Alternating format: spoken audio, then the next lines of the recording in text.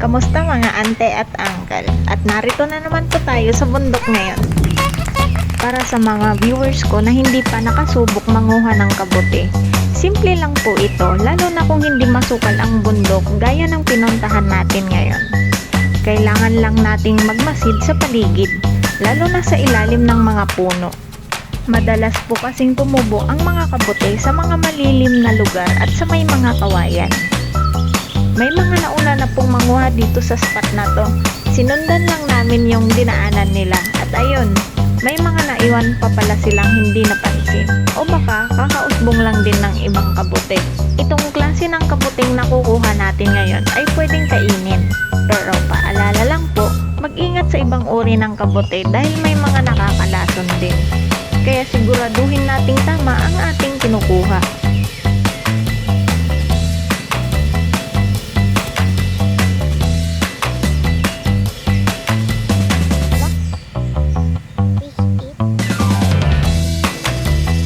Lubos po akong nagpapasalamat sa lahat ng aking mga viewers na patuloy na sumusuporta sa aking channel, Diyos de Agnina.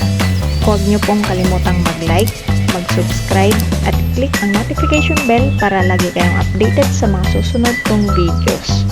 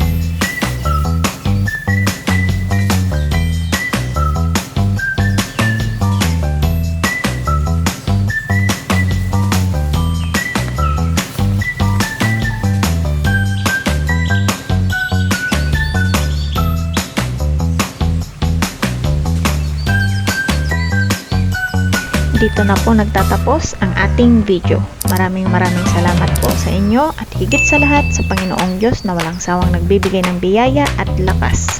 Hanggang sa muli mga ante at uncle.